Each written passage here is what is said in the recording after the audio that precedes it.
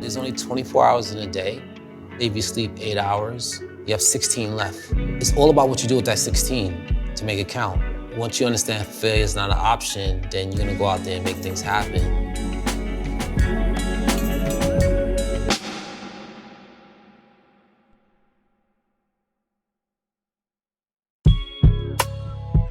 Before Karl Kani, there was none. There's no other person in this world could ever tell you they started streetwear before Karl Kani. It's not factual, it just didn't happen. Hip hop needed a clothing designer, and Karl Kani needed a market to target our clothing tour, just happening organically.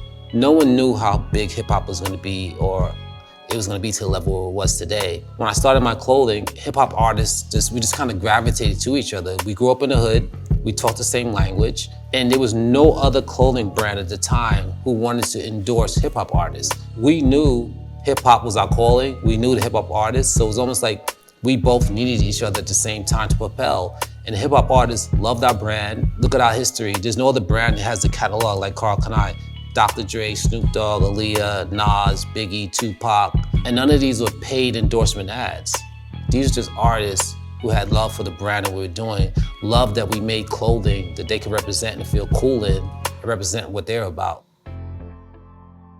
Tupac, to me, was the most special relationship that I ever had, because this man literally used to wear my clothing all the time, all the videos. I was like, man, I gotta meet this guy. And I met Tupac at the Hotel Nico on La Cienega Boulevard in LA. And we went to the room. Tupac was at a desk and he was typing a script to a movie. And it was one awkward moment because we were talking, having a very intelligent conversation, but he would never look at me in my eye. I wanted to ask him a question, but I was waiting for the right moment. And I remember the room service came to knock on the door. I was like, okay, here's my point, here's my time. I was like, yo, Pac, how much would you charge me to do an ad? And he got really, really quiet. He didn't say anything. And I'm thinking to myself in my head, damn, I should have asked him. I was like so mad at myself mentally. Doubt is real. We all go through it. We all have insecurities. We all have times we don't know.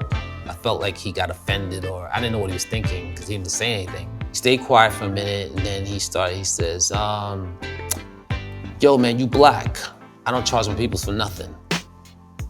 And my heart, for some reason, started beating hard because that's not what I expected him to say. And I says, okay. And then he goes, actually, I want one thing.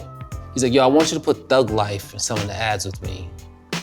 I was like, you want to put your crew in some of the ads, that's it? He's like, that's it. And after that, the ice was broken.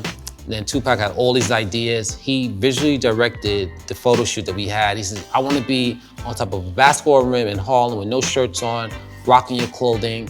I want to show the world Karl Kani is the king, black designer. The man kept his word. 2 weeks later, he went to New York. He did the photo shoot. It was one of the most iconic photo shoots that we've ever done. And I owe this all to Tupac and how real he's been to the brand.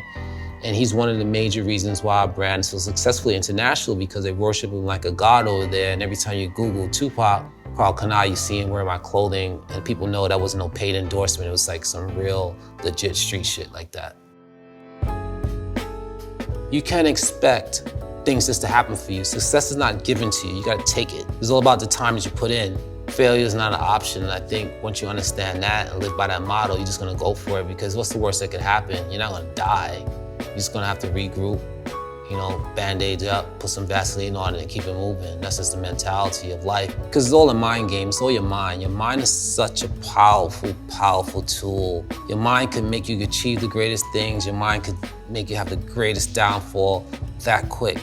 And anytime I'm feeling that way, I separate myself from any energy that's happened in my life.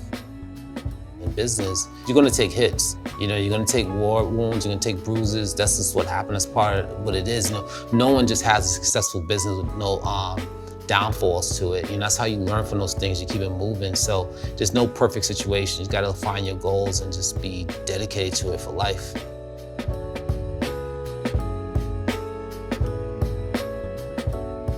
What's up, y'all? This is Karl Kani. To get a chance to win a mentorship with me, head over to Ian James' website for more details.